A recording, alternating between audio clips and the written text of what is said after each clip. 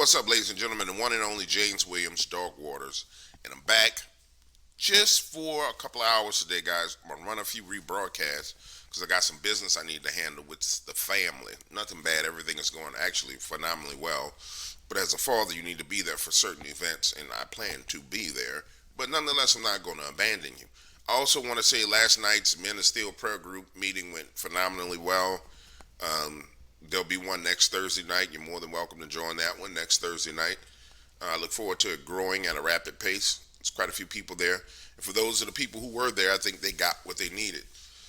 And if you don't know, it's a prayer group, a men's prayer group where we address men's issues. And I'm not talking about, just run-of-the-mill things. We talk about everything from relationships, being honorable versus being dishonored, how to get God to help you in your finances, how to get help with each and everything that's going on in your life, from business to personal relationships to finance to just your prayer life. It's what men need that want to find success in God. And so if you're one of those men who need to figure it all out, or you come to the realization, this is more important, you come to the realization that you don't know what to do and how to do it, and you need help, then the group is for you, bro. It really, really is, because it's just a bunch of humble men who come to the realization that they don't have no damn clue how to do things the right way, and they're seeking God to get it done the right way. All right, with that being said, rebroadcast, this is going to be pretty long for you guys. I'm piling in a whole bunch of stuff for you guys. Take a listen. Let me know if you enjoy it. When I come back, we're going into some crazy Dogman encounters that, frankly, there's a reason why I left these out. But I told y'all I'm giving it to you, so I'm giving it to you. I'm talking about imaginary friend Dogman encounters, firefighters having Dogmen on top of their freaking fire trucks, crazy stuff that as I go through the vetting process, I'm just sitting there saying, this is like 80, 85%, but this other 15%, 10% just I can't figure it out. But like I told you guys before, the reason why the Dark Waters channel had such a slow growth trajectory is because we weren't playing on the same playing field as anybody else. We were playing on our imaginary playing field, which was, I'm going to have the best vetted, perfect story there is. And then other people just dropping and dropping and dropping and dropping and dropping over here.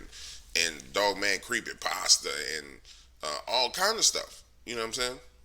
And this is not targeting anyone. Because people like to say, Dark Waters, you're talking about somebody because y'all a bunch of messy little bees. A bunch of messy beaches. A bunch of messy, sandy beaches is what y'all are. But nonetheless, the trajectory was off because, we got the standard that nobody else has. And then over time, that standard is disrespected because the standard created part of the foundation of the Dogman community. And then over time, it's just like other creators like, screw you. You make up fake stories. Okay, all right. You know what? Let's just remove the standard and let's just go get it. So that's what we're doing. We just gonna go get it now. Because at first we was holding up one of the pillars of the foundation. We done held it up for 8 years. Let's go get it now. And that's where we at. And ain't nothing y'all can do to stop it. None of y'all. I'm talking to the creators who be hating. Ain't nothing you can do. Nothing. Absolutely nothing. Simple Jag, yeah, you went all out on that one, huh? You did. Really swung for the fences, huh? Thank you. Yeah. Thanks, yeah. Yeah, it was an intense experience. I just did the work. Watched a lot of retarded people. Spent time with them, observed them. Watched all the retarded stuff they did. But, there were times when I was doing Jack that I actually felt retarded, like really retarded. Damn. In a weird way, I had to sort of just free myself up to believe that it was okay to be stupid or dumb. To be a moron. Yeah. To be moronical. Exactly. To be a moron. An imbecile. Yeah. Like the dumbest that ever lived. Stupid as Jack. By the end of the whole thing, I was like, wait a minute, I flushed so much out, how am I going to jumpstart it up again? It's just like... Yeah. Yeah, right? You was farting in bathtubs, laughing you off. Yeah. I mean, it was just really it was crazy. It's like working with Mercury. You serious? You don't know. Everybody knows you never go full retard. What do you mean? You went full retard, man. Never go full retard. Okay, so last year I got tired of Portland, right? Too much crime, bullshit going on. It's crazy out in the streets. So I decided I'm going to move to Arlington, Texas. Well, not exactly Arlington, but it's the closest major city. I'm about 90 miles west of Arlington. I buy myself a nice plot of land, 115 acres. Now, my family begged me not to leave. They gave me every reason not to go. Texas, the people are crazy. They're racist. It's a Republican state. Blah, blah, blah, blah, blah. But after being here for over a year, I can confidently tell you, up until the point that this happened, my relationship with my neighbors was great. I loved being in my house. Everything was fine with the exception of these events. About a month after I move in, I start seeing things. Now, let me explain something to you. I have grown up in the city my entire life. I have never, ever, ever been in the woods. I have never been around deers or rabbits or any actual wildlife. So I'm seeing things, but I'm not sure exactly what I'm seeing. Now, to be more specific, I see these dogs. I mean huge black dogs running across the backside of my property that kind of look like Dogman pinchers, but they're way too freaking big.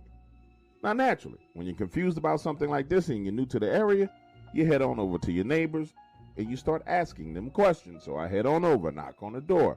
Hey, neighbor, I've been seeing these big old dogs running around in the woods. Have you ever seen anything like this? He says, yeah, they come through every now and then. Just leave them alone.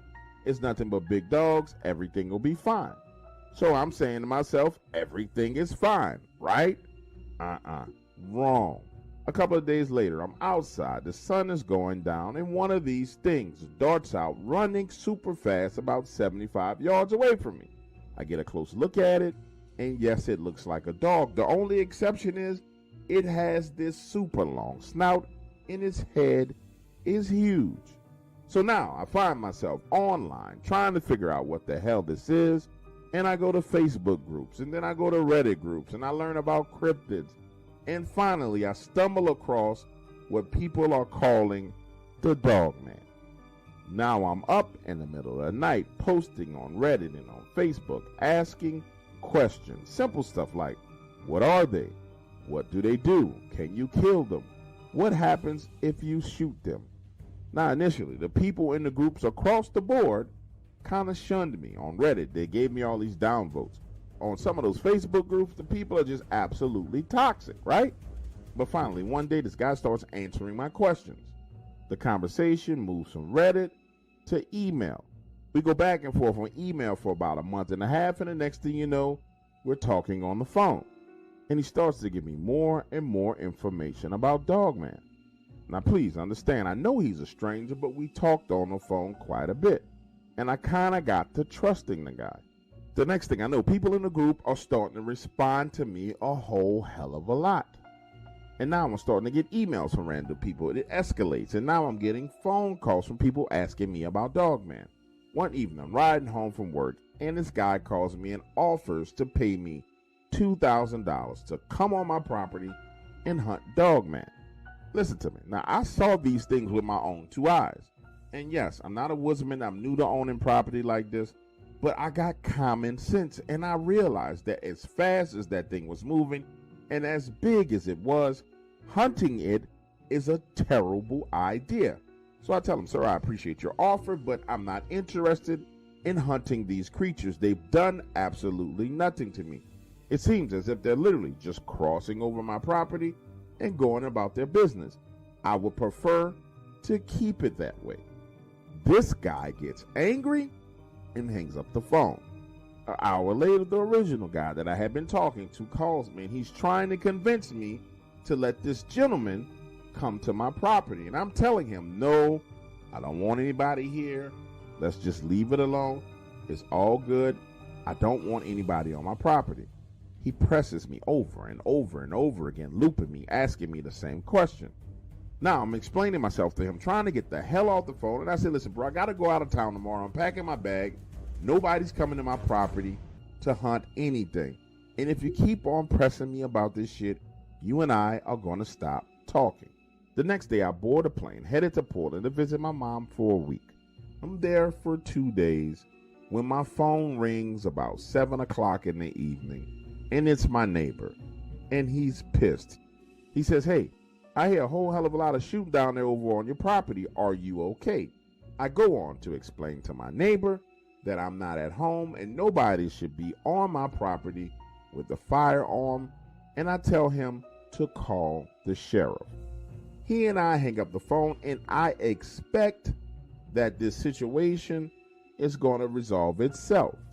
But that's where I was freaking wrong.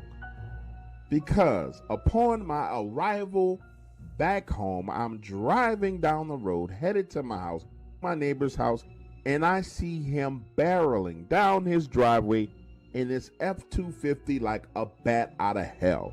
He comes up behind me, blowing the horn, pulls up next to me, cuts me off, hops out of his car with an old rusty revolver, screaming, eyes buck wide open, and says, what the is wrong with you? Now, pause for a second. I need you to understand at this point in time, I'm completely ignorant. I do not know what is going on. Picture the scene. I am boxed in on the road. He is out of the car, beating on my window with that rusty old revolver, and it's like, get your out of the car. I roll down the window and I'm like, yo, what's going on? What's the problem? He says, who is that you have on your property? They have been over there shooting in the woods for the past 3 days. My sons were in the woods hunting, and these son of a were shooting. Enough for one of them to shoot and kill one of my children. Listen to me. He now has me at gunpoint, tells me to get out of the vehicle, sit down on the ground on my hands, pulls out his cell phone, and calls the sheriff. A few moments later, the sheriff pulls up. Now, I go on to express to the sheriff that I'm just arriving back in town, and my neighbor has pulled out of his driveway, pulled a weapon on me, and has threatened my life. For what reason, I do not know. But the sheriff looks at me and says, so you mean to tell me you didn't know that someone was on your property over the past couple of days shooting in the woods? You didn't give anyone permission to be on your property. I tell him, listen, I have been out of town. I did not give anyone permission to go on my property and hunt. At this point in time, my neighbor barges into the conversation saying, that's some bullshit. You know, both of us went over to that house, knocked on that door, and those people in that house told us that he leased the house to them for a week so that they can hunt his land. Now, listen to me. At this point in time, I'm standing there, and I know I'm looking at these two like they got four heads, because I did not tell anybody that they could go on my property, nor did I let anybody stay at my damn house. And I verbalized this to them. I don't know what the y'all talking about, but I did not give anybody permission to go in my house. I damn sure didn't give anybody permission to hunt on my land. So you are telling me that some people broke into my house. So I get off a plane, you cut me off in the middle of the road, pull a gun on me, and now you reveal to me that someone has broken into my house and went on my land and decided they're going to hunt. That is what's going on. The sheriff barges back in and says, well, I walked around your house and I saw no signs of forced entry. Listen to me.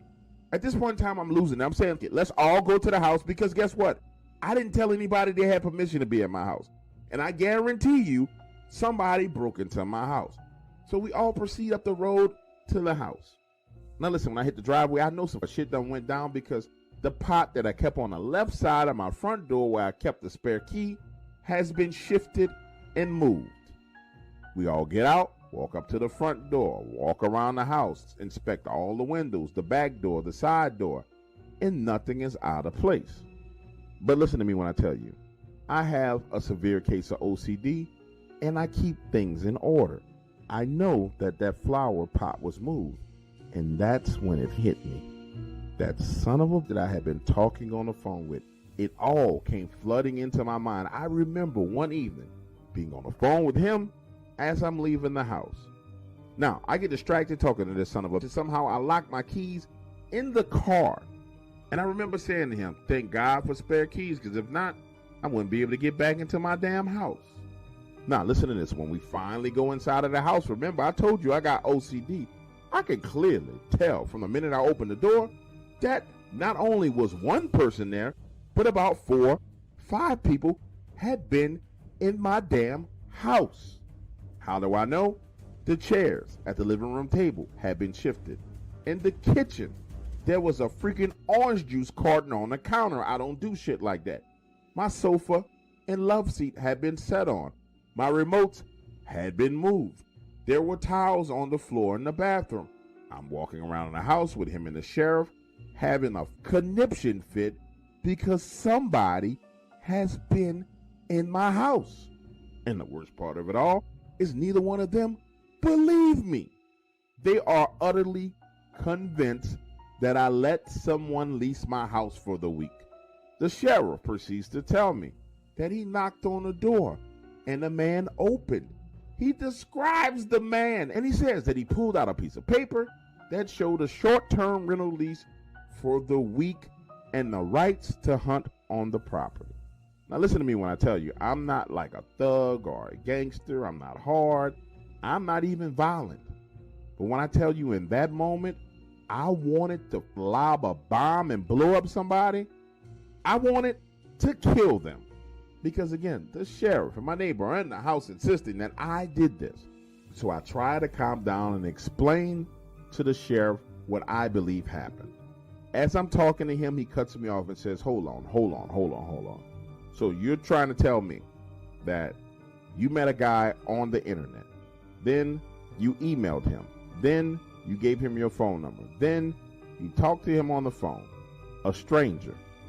And then you told this stranger that you had a spare key. And then you told the same stranger that you were going out of town. Now, of course, if you listen to the story, you done figured out I did some retarded shit. But you got to be in a moment with me as all of this is going down. Because I'm coming to the realization as the sheriff is insulting me and my neighbor is shaking his head that these done been up in my house.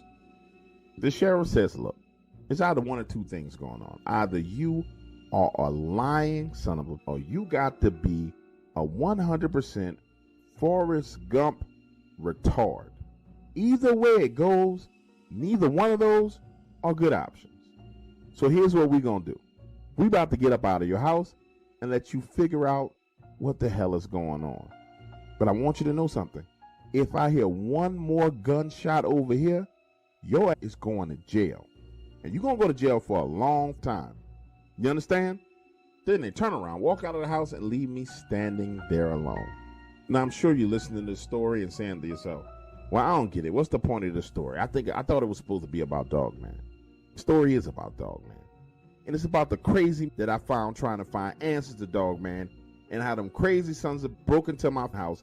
And now I got Dogmen, walking wolves, walking up to my back door, looking through my doors and my windows. So yeah, this story's about Dogman.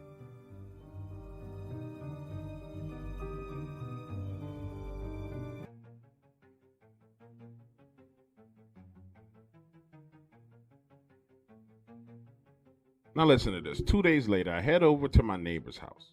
He's not at home, but his teenage sons and his wife are. And I'm apologizing for the whole situation, right? And on top of that, I'm trying to get more information about who was on the property. His wife looks at me with pity in her eyes and says, listen, I know what you're trying to do, but I'm not going to allow you to interrogate my sons without my husband being around. So the best piece of advice I have for you is to wait for him to get home, and I'll send him up the road to see you. 4 hours later, I'm sitting out on the porch smoking a pipe, and up rose my neighbor. And the first words out of my mouth, peace, Lonnie, I don't have no issues with you. I just need to talk about what's going on. I swear to God, I did not let anybody stay at my house and hunt my lands, and I would never want anyone to hurt or harm your sons. Lonnie looks at me over the hood of his truck and says, you know what? That's what my wife just told me. She says, You ain't the type of guy to have random people just running around in your house. My wife likes to call you a metrosexual, saying you way too neat for a man, but you're not gay either. So in her mind, there's no way you just let strangers into your house. Now listen, I didn't know how to take that, but at the same time, I'm not trying to have a conflict with him either. So I just let it go. And that's when Lonnie lays the real deal on me. He says, listen, people who broke in your house, that ain't the problem you got. The real problem you got on your hands is this.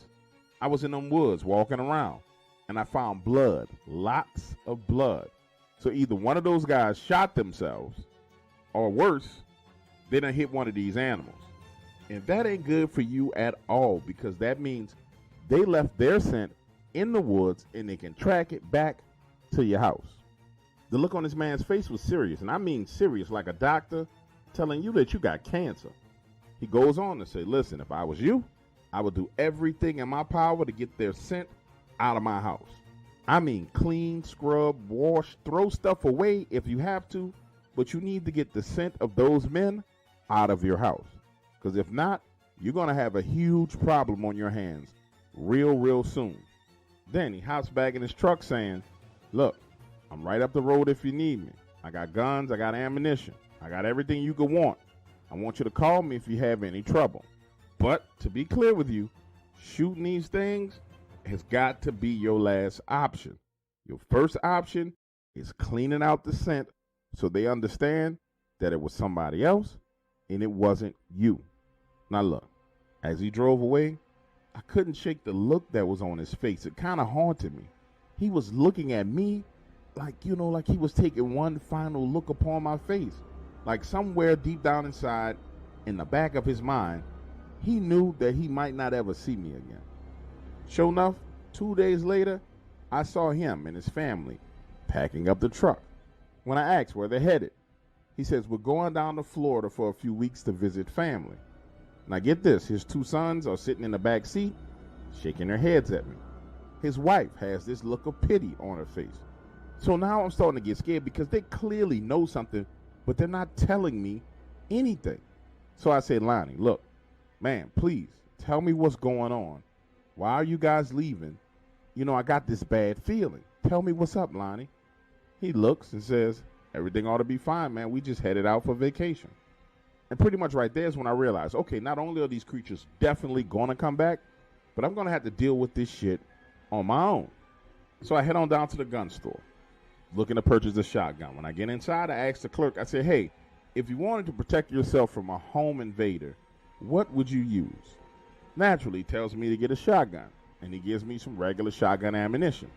I tell him, what if I wanted to guarantee in one shot that I was able to put this person down? He reaches in a drawer and hands me some 12-gauge slugs. Now tell him, what if I was outside and I got some wild animals on my property, and I don't want to kill them, but I want to run them off?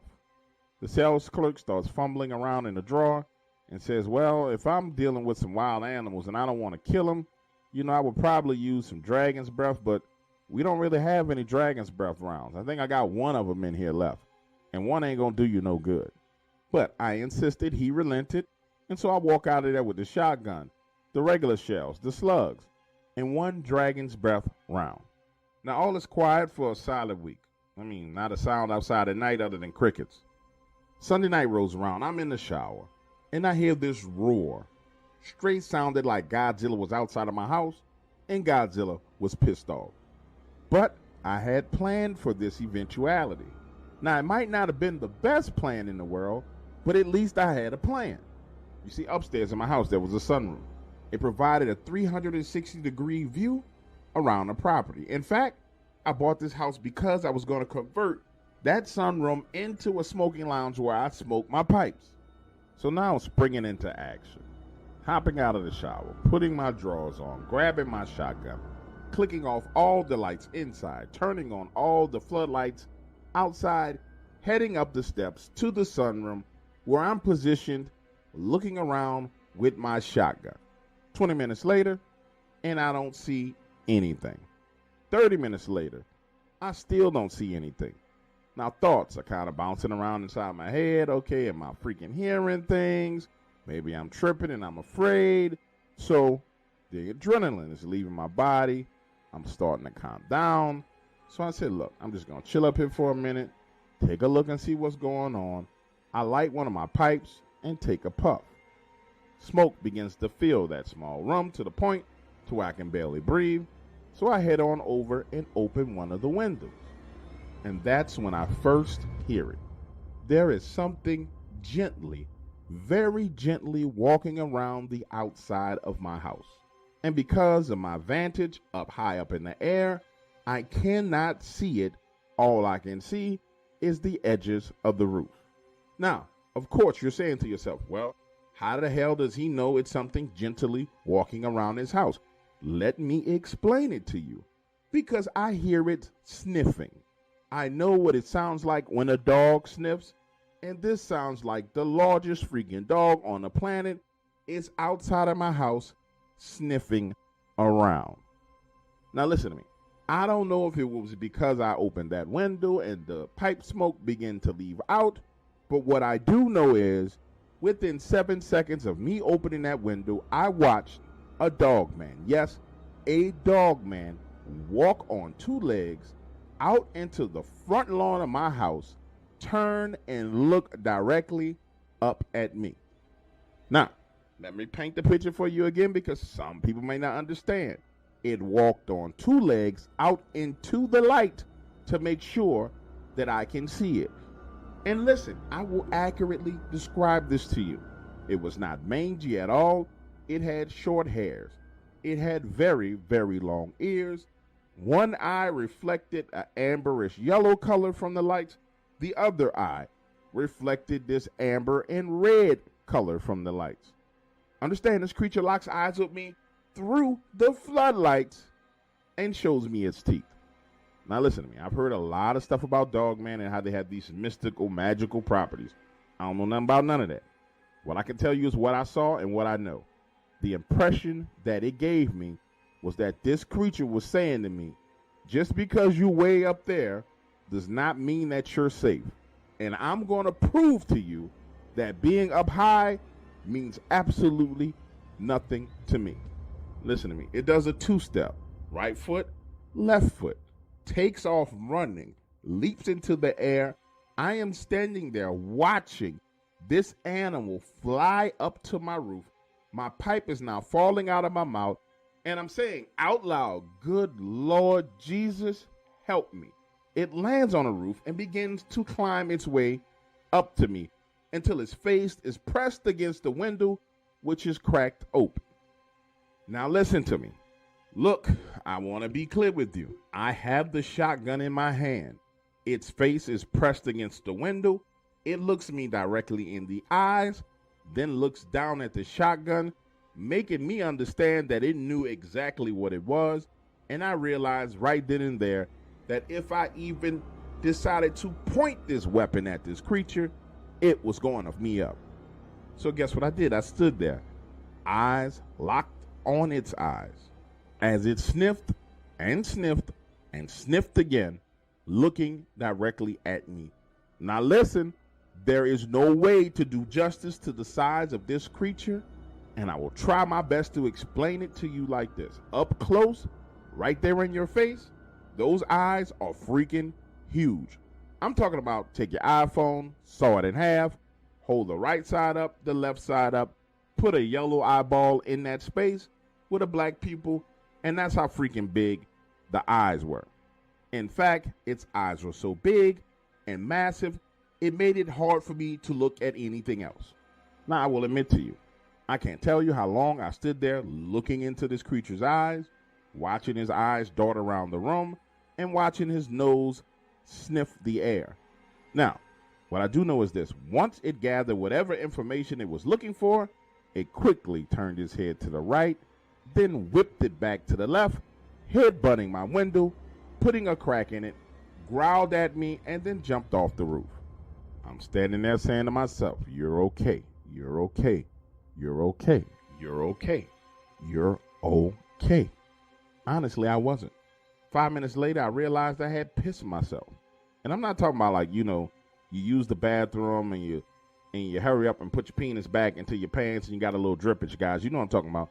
I'm talking about straight up peed all over the floor. And then the worst thing about it all was I was too afraid to even go downstairs and get anything to clean the piss up with. So I slept up there on this little bitty chair with the piss stains all over the floor. Get this, the next day I called the sheriff. The same sheriff deputy comes out. I explained to him what I saw. He sees the missing shingles on my roof, and he says, earlier when we talked in your house, I tried to explain to you that you're going to need to learn how to respect your neighbors. You have to think and consider them with some of the decisions that you make. And I said, yes, sir.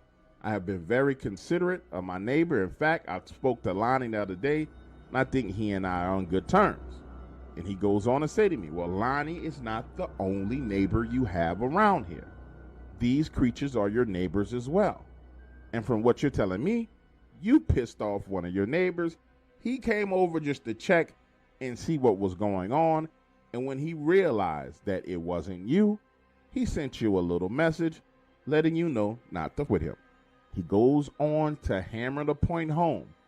Consider this whole situation nothing but a warning. And that's what it was, because if it wanted to take you, nobody could have stopped it from taking you.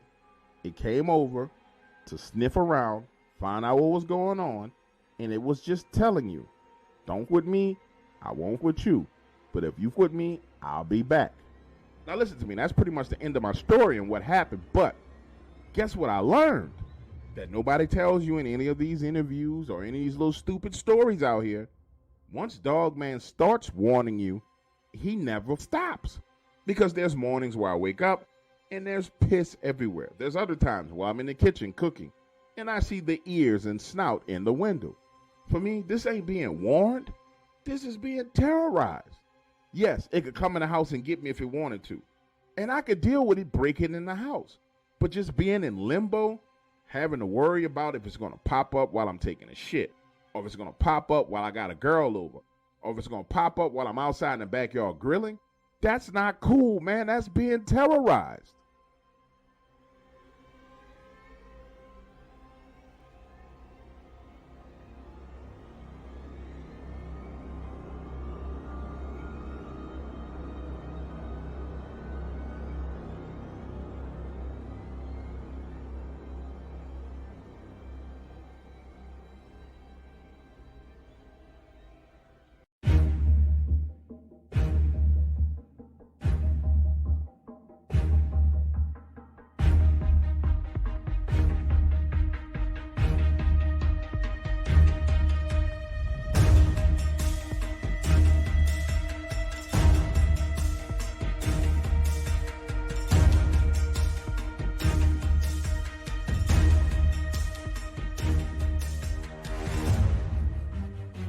Imagine coming home after a 13-hour international flight from a business meeting where you had the highest expectations, but due to one of your team members, it was a colossal failure.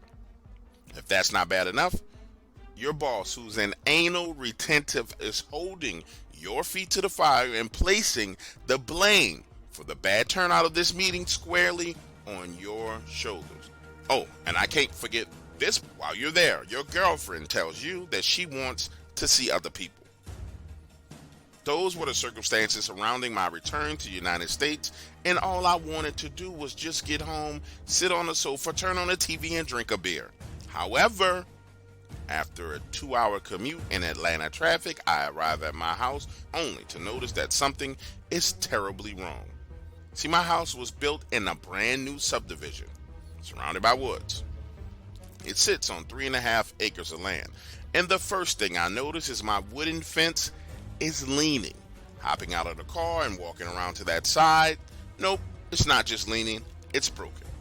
Okay, going into the fence where my 3 dogs should be, there is blood everywhere. Looks like a crime scene. Blood splatter all on the fence. My above ground pool is full of blood and fur, but I don't see any of my dogs anywhere.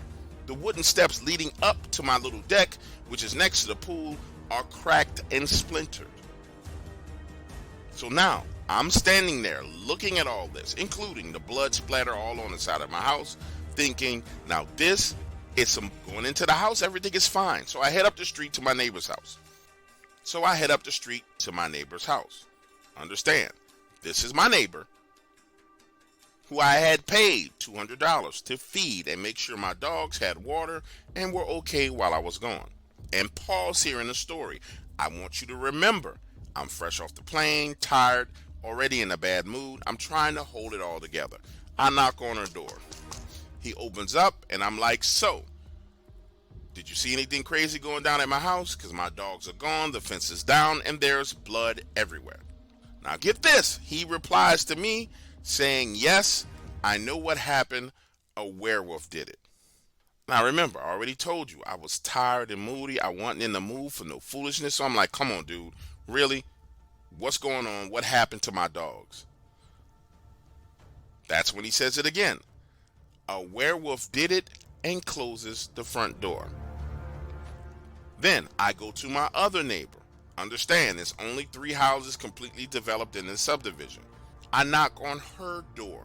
She looks at me through the window and doesn't even open the freaking door. So I go home, call the police. They come out, look around, and tell me it looks like a wild animal attacked my dog. No, man, but what kind of wild animal knocks down the fence and leaves a murder scene like this? I'm telling you, my backyard literally looked like something from the movie Silent Hill. The police officer says he's not sure what could have done it, but he suspects that it probably was a bear. Takes a report and tells me to be careful, then leaves. So now, after flying all freaking night long, I'm outside trying to clean this mess. Nothing could be done about the fence.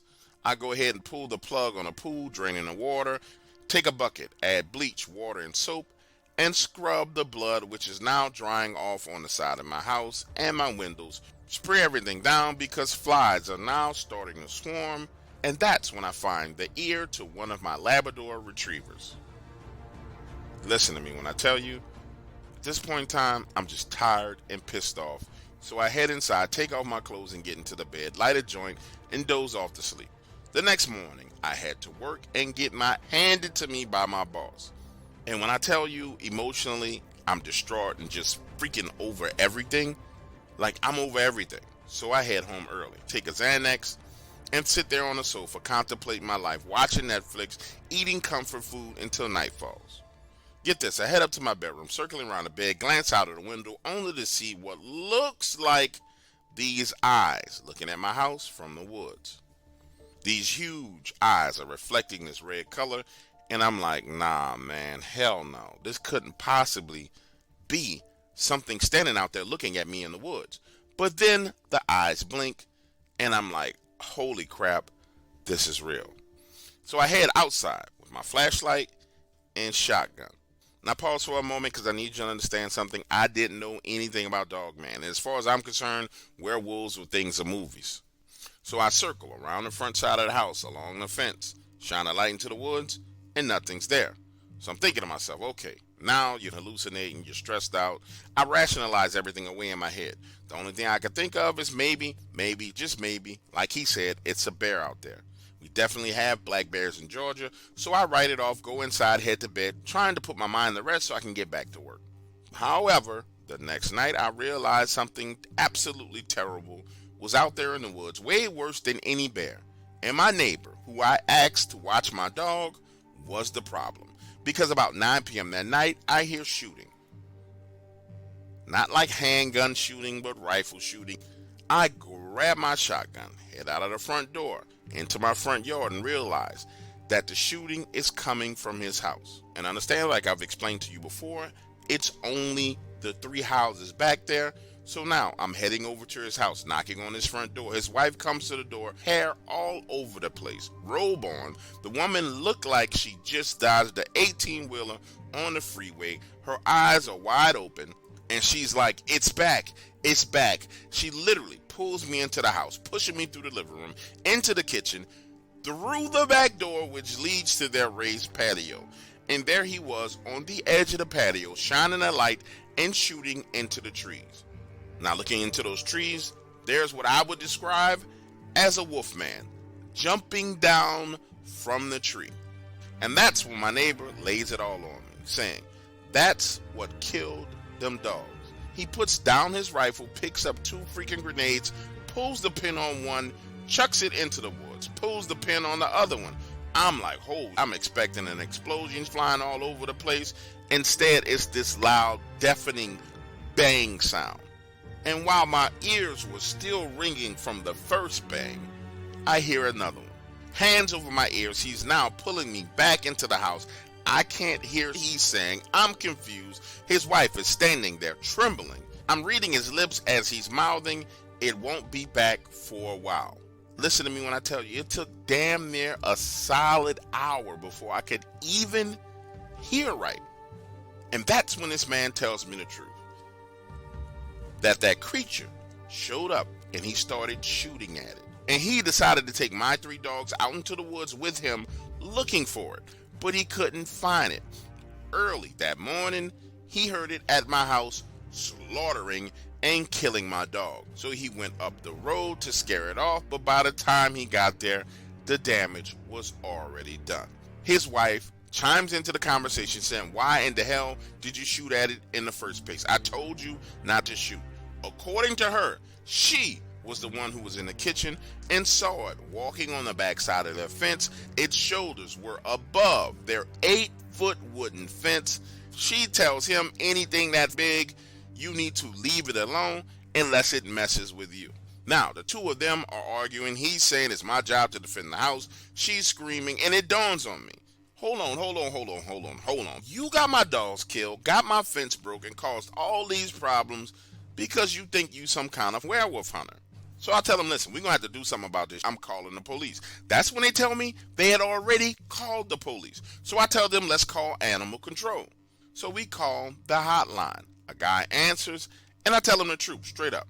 My neighbor and I just finished shooting at a walking wolf. And the man on the phone goes silent. I mean silent long enough for me to have to say, hello, are you still there? Then the man says, yes, sir, I'm here. What's your address? I tell him the address, and then I ask him, hey, man, what should we do? He says, did you hit it? I'm like, I don't know, but what I do know is it was big. It was so big, I don't think you could really miss it. That's what this man tells us the best advice he could give us is to stay in the house and lock the doors and don't leave the house until morning. Quite logically, my question to him is like, okay, so is somebody coming or what's going on?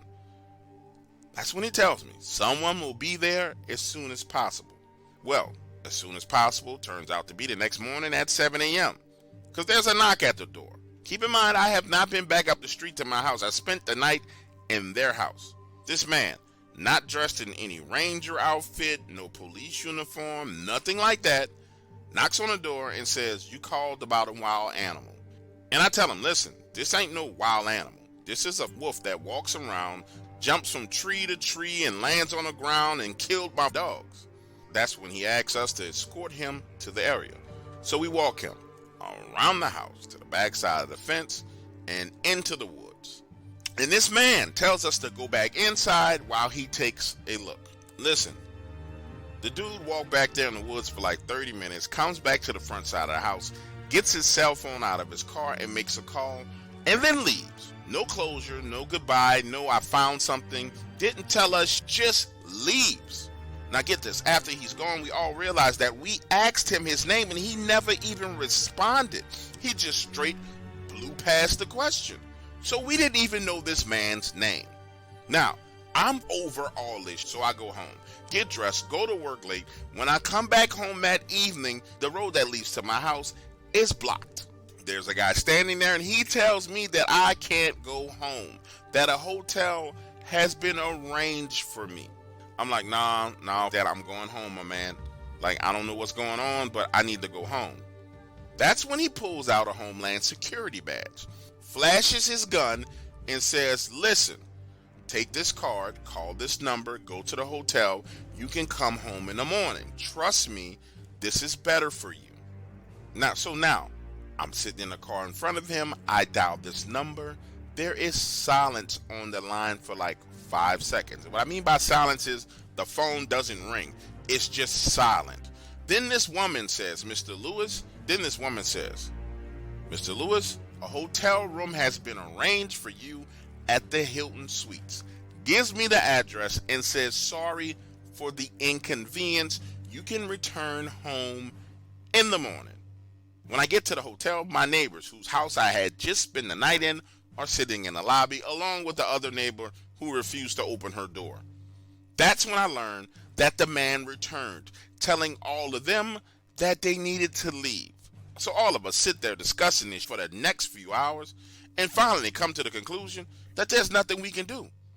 But we make an agreement that we're all going back home at the same time, 7 a.m. in the morning. So get this, the next morning we leave all at the same time. Our little caravan rolling down the road. When we get there, the roadway to our house is open. Pulling up to my house, the fence has been fixed. Going into my yard, the pool has been replaced. There is even new sod down in my backyard.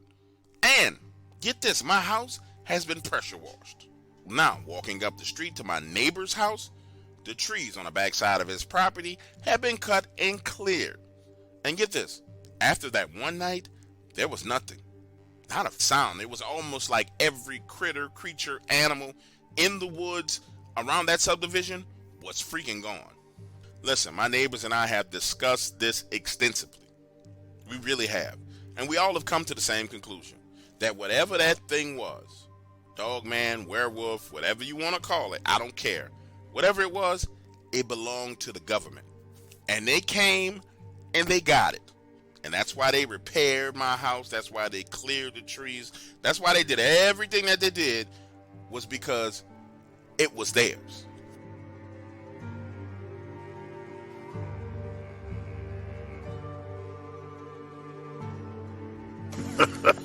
Simple Jack, yeah, you went all out on that one, huh? You did. Really swung for the fences, huh? Thank you. Yeah. Thanks, yeah. Yeah, it was an intense experience. You know, I just did the work. Watched a lot of retarded people. Spent time with them, observed them. Watched all the retarded stuff they did. But, you know, there were times when I was doing Jack that I actually felt retarded, like really retarded.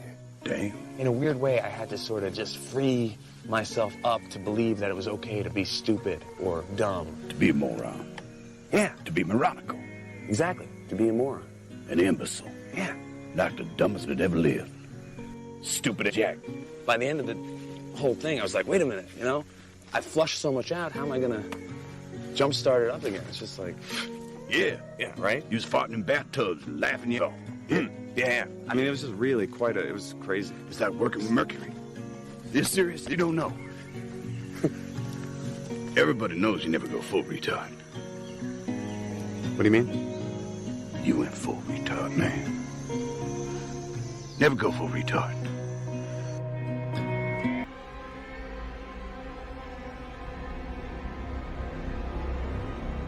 My journey down the path of Dogman discovery started with listening to interviews. My favorite interview is Fight with the Dogman.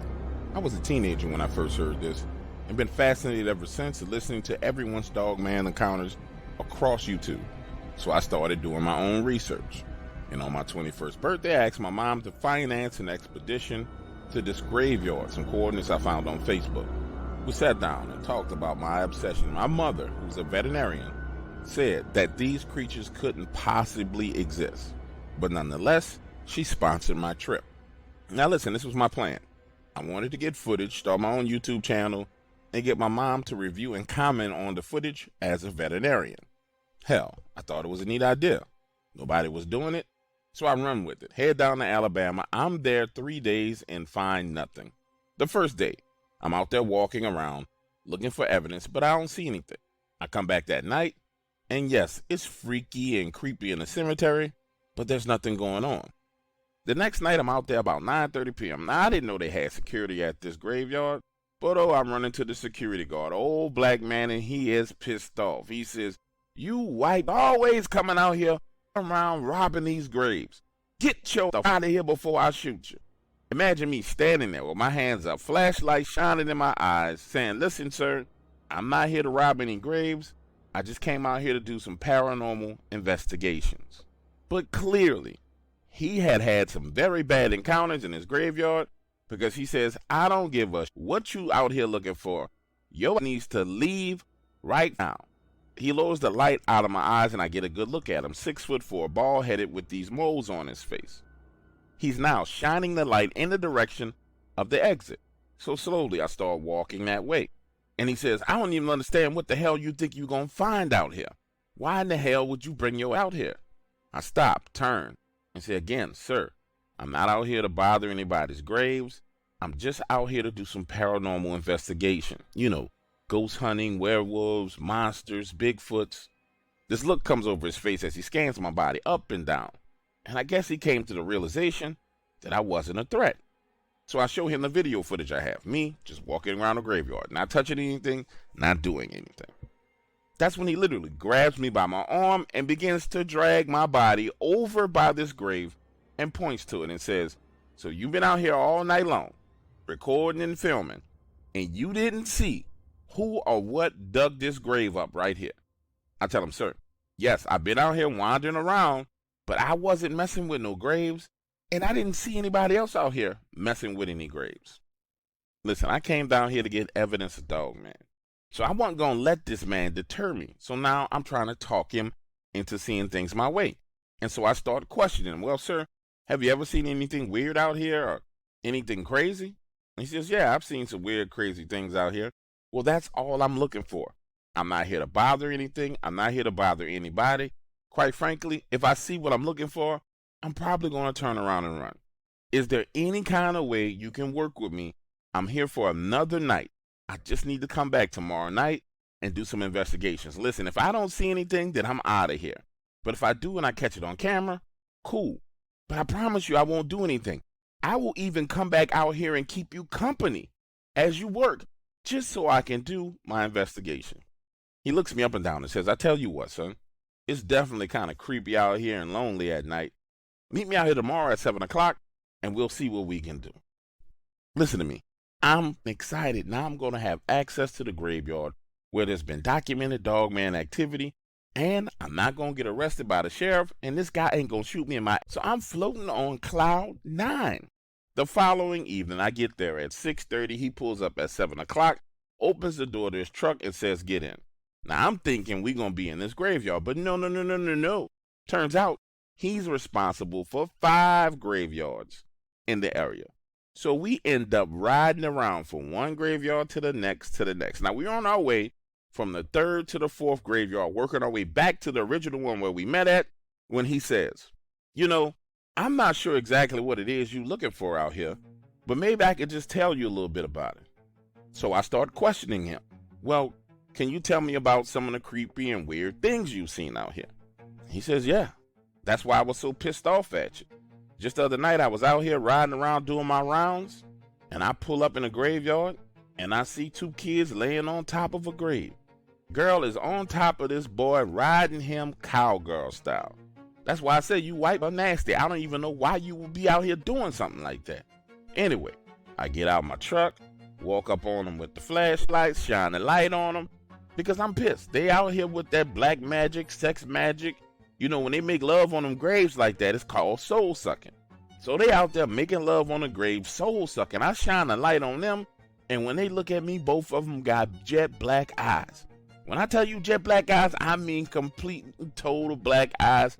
Scared the shit out of me. I pull my weapon, they hop up and take off running. Listen, this awkward silence kind of takes over as I'm trying to figure out what the hell he's talking about, and you can tell he was reliving seeing that exact thing. That silence is broken by him saying, well, what exactly is it you think you're going to find out here? Now, this is when things take a turn for the worse, because I tell him, well, I'm out here looking for Dogman. He says, Dogman?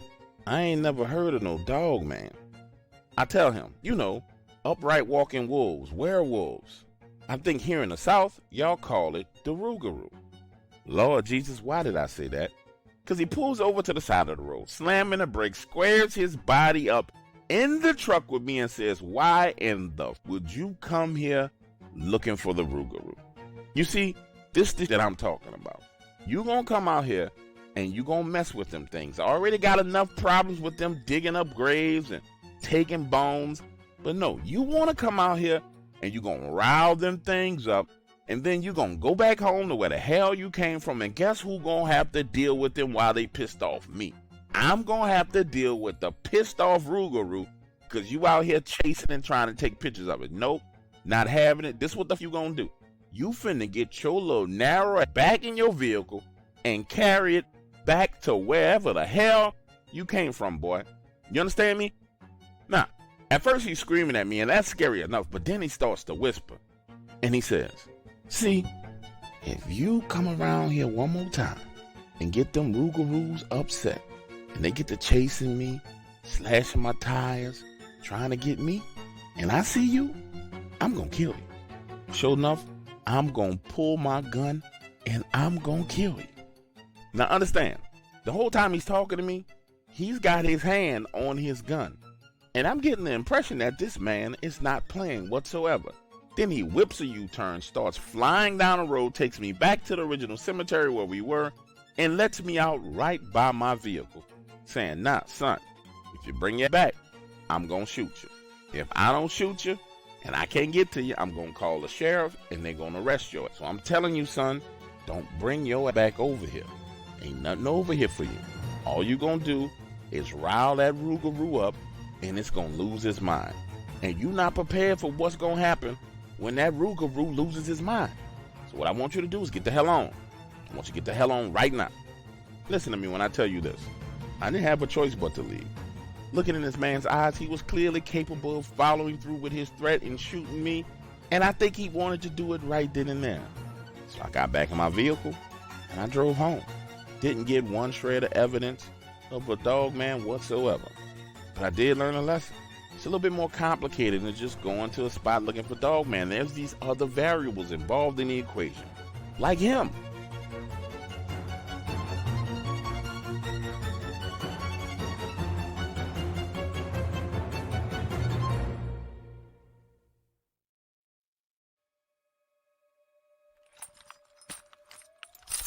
Yes, D-Doss, I hope you are comfortable with your arrangements that I have made for you. You hope I'm comfortable? Bro, I can't wait. I can't wait till DW finds out that you had me locked up down here, man. This is completely unnecessary. I don't know if you heard or not. It may have been a big thing down here in Louisiana. I don't know. Maybe not. Probably not. But I'm not big on chains and being locked away. I'm kind of getting a little bit of anxiety. Don't worry. I will be taking those chains off you soon. But I need you to help me with something first. Byron, your ass is going down. You're going to jail, bro. You could have let me go a long time ago. I'm starving to death. That's like war crimes and stuff, man. Just let me go. Cut me loose. DW's looking for me as we speak. Don't worry, Doc Waters is not looking for you at all. I told him once you are done, you will meet him in the studio. You did what? Don't worry. Bro, you're going to prison. You're going to, what do you call down here? The parish prison? You're going to parish prison, bro. Yes. I hope you don't have a problem with getting your hands dirty. What the hell you got going now? Hands dirty? I need you to come with me, and we're going to pick someone up. Byron, your ass is going down. You're going to jail, bro. No, don't worry. It is a big surprise. Hey, I don't want any trouble. That's your business. I don't want any involvement. I don't want to know names. They know that we are coming for them. I have already told them. Yeah, you bad. I bet they're just waiting to come and have a party with old Byron. Don't worry. They are aware of what is going on. Whatever you say, man. As long as I can get out of these chains, get me a cold beer, food, and a cigarette in that order. Don't worry. Everything will be fine. Here is the key to your chains. Like the key? Like for real? Like when you were eating chicken right in front of me? Is it one of those sick jokes like that? I promise you, after this is done, you will be free to go around and do whatever you want to do. You know, Byron, I was free to go around and do whatever I wanted to do before you kidnapped me for literally nothing at all. Yes. This is going to be fun. Byron, your ass is going down. That's all I'm going to say. Do you know how to drive a car? Do I know how to drive a car? Yes, I know how to drive a car. I drove here to Louisiana. I do not have a driver's license. I do not want to get pulled over by the police on the way. Yes, Lord forbid that law enforcement pull us over with you behind the wheel.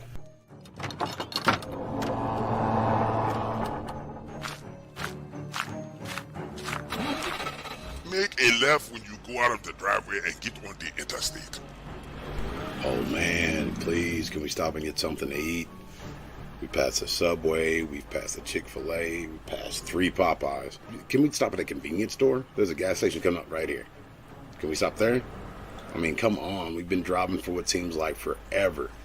Of course we can stop and get you something to eat and drink. Don't worry, I will take good care of you because you are helping me with this. Go over there to McDonald's and get whatever you want. Yes, turn right here. What the hell kind of neighborhood you bring us to, old-timer? There's cats walking around with machine guns. Yes, I know this is a bad neighborhood, but they pose no threat to you at all. No, I'm not worried about them posing no threat. I mean, I can handle my own. I would have handled you if you weren't on the juice and using magic. Get what you want and then we shall get on the road. Yeah, more driving, huh? Byron, I don't know what you're doing, and honestly, I don't want to know. All I know is kidnapping's against the law in the state of Louisiana. What crime are we going to go commit next?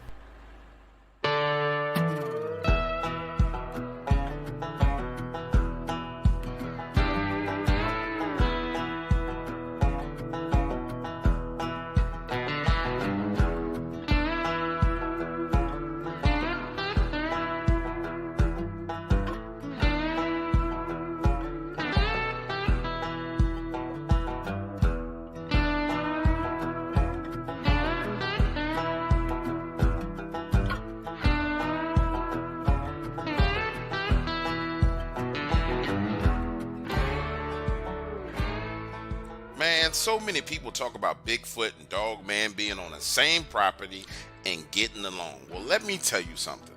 Nothing can be further away from the truth, and I call 100% BS when people say things like that. And let me tell you something else. I've heard all these stories on the internet about Bigfoot whooping up on Dogman, and that is not true. I've seen it with my own two eyes.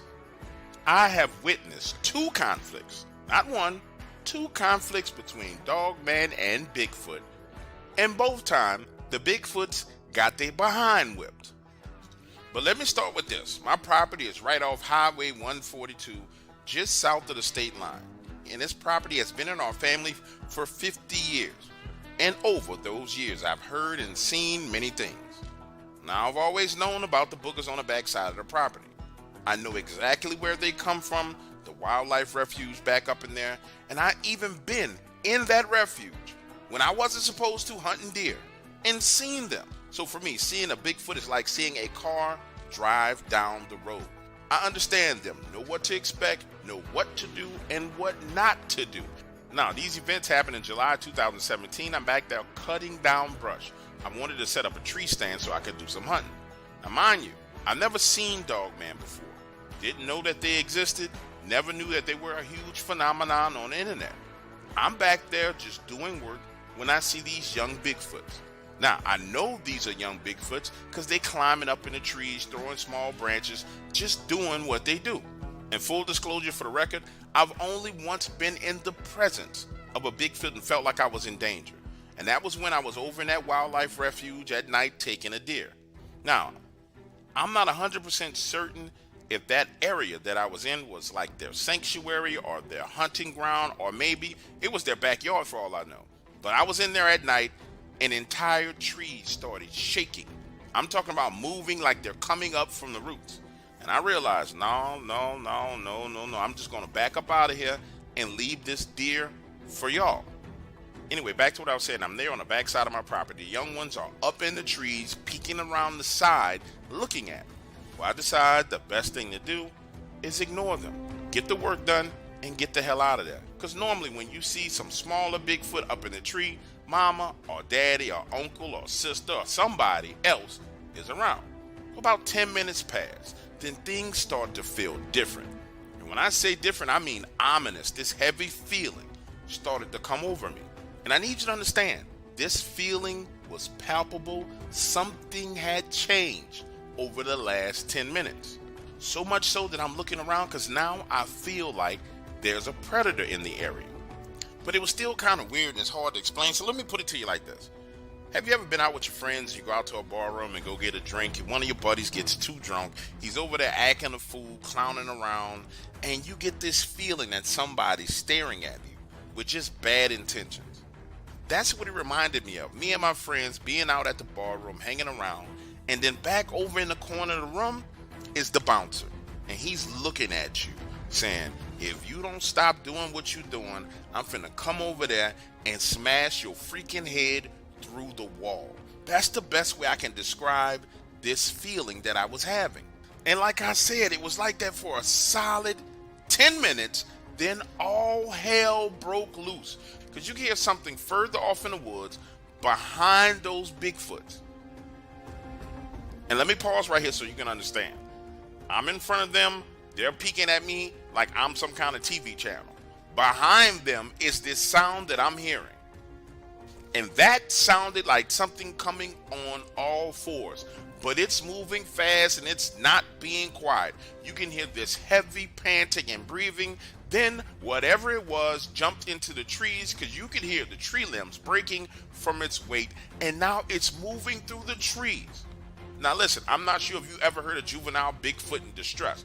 But boy, let me tell you, it's one of the worst sounds I ever heard. It's like giant chimpanzees screaming for their mama and daddy. Those things all start jumping from tree to tree. I mean, they dropped the whole hiding from me, playing around. They are screaming and jumping and swinging like something from those Nature Channel documentaries where they show the African monkeys swinging from tree to tree. Except for these monkeys are 8 times bigger than anything I've ever seen. It was right there in that moment when I saw Dogman, but did not know what I was seeing at that time. I figured they had gotten way too close to me or did something wrong and the parents were coming to put them in check. But I need you to understand how fast this thing was moving. It was like within 10 to 15 seconds, it had closed that long distance and now was in a tree 35 yards away from me. It's way the hell up in the tree. I know it is because the tree itself is still swinging back and forth from this thing's weight. But then it opens up the top of the tree branches like you and I were open curtains to a window. This thing looks down at me. It's jet black. These sharp ears rolled forward. They look like 2 freaking antennas. And I need you to understand, it's 35, 40 yards away, but it's so big I can see everything clear. These giant, massive yellow eyes with black pupils, and it looks at me. Not with this aggressive look, but this look of disappointment like, oh, it's just you. I'm not here for you. Then its left ear rotates on its own like it's listening. It turns its head, jumps down out of the freaking tree like a superhero. Not straight down, it jumps up, out, and down 40 yards, hits the ground, takes 2 steps, and takes off like something from a cartoon. A blur. All you see is a furry blur as this thing gets to running. Now pause right here for a moment because I need to make you understand what I was thinking in the moment when all of this went down. I know what I heard. I know what I saw. I knew that Bigfoot exists and baby Bigfoots existed. But I had no reference for this thing. It had a short snout, and I'm thinking, okay. So I'm not sure what they did, but man, they in trouble with their parents. I'm just gonna go back up to the house and let them take care of whatever the hell this problem is, because it doesn't involve me. So I get back on my side by side and leave. And I need you to understand, even though I was riding away, I wasn't in fear for my life, because I'm thinking that this is just a Bigfoot going after and disciplining his kid. So I get to the house. My wife gets off work and asks about my date. I tell her what I saw, and she comes into agreement with me saying it sounds like those kids were out of control and it was just the parents dealing with them.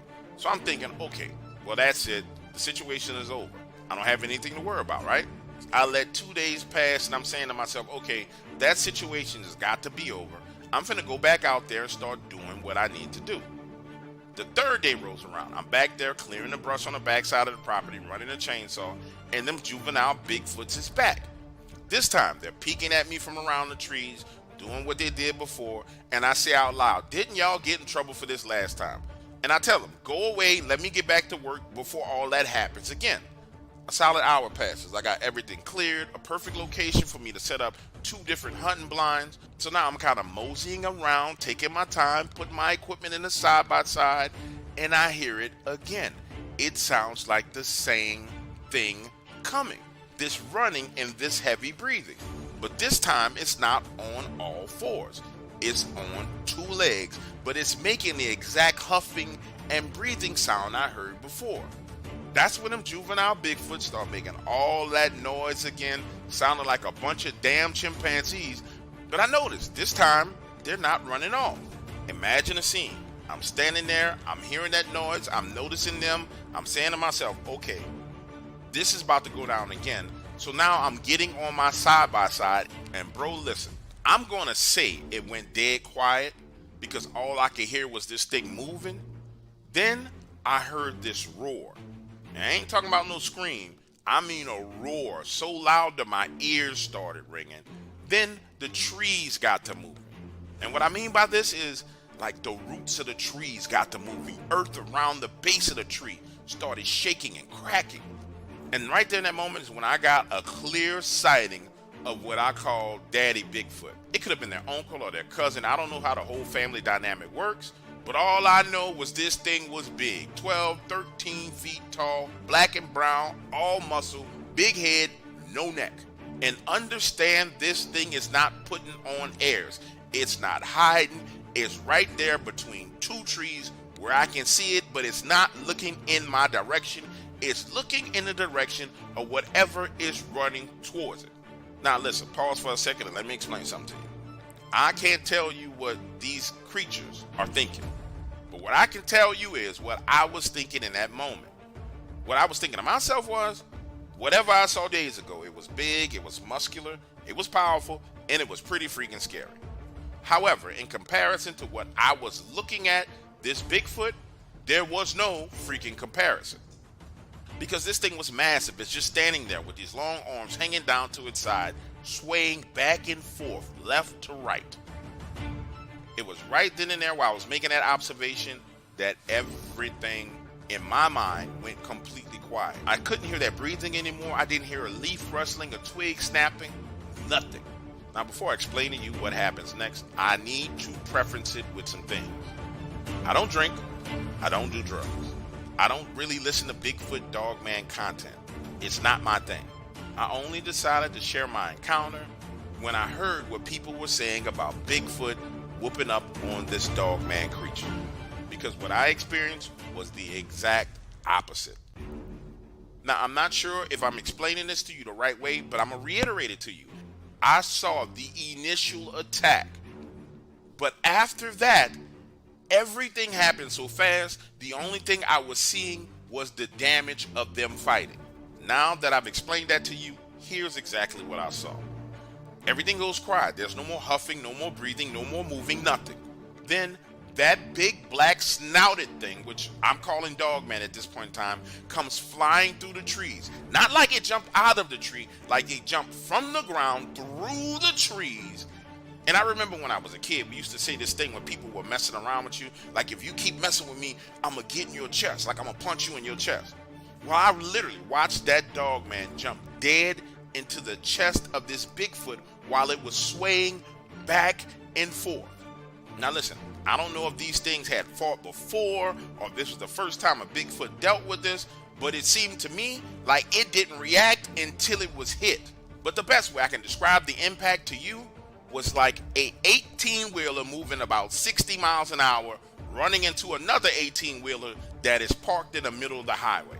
I want to be extremely clear with you. I see it jump dead smack in the chest of this Bigfoot. I see the Bigfoot fly backwards. And after that, it was as if my eyes were moving too slow to keep up with whatever the hell was going on, because I only saw the aftermath, and the aftermath was absolutely terrifying. There was this giant tree back there, and half of that tree was gone, broken, split, splintered into pieces. And then, and only then, did the noises start again. Seriously, trust me, I've tried to listen to clip after clip after clip after audio. Man, there is no sound anything like these animals having a fight. I'm talking about otherworldly sounds that have haunted me in my sleep for years. Then, now listen, at this point in time, everything else that I'm going to say to you is me assuming that these things happen based on not only what I saw, but the reactions of the baby Bigfoots. One of them had to be thrown into another tree because I saw the damage of that tree. Then I heard those juvenile Bigfoots panicking again, the same tone they had 3 days before when they were afraid. Right then and there is when my common sense and survival instinct kicked in. I was no longer fascinated with anything going on.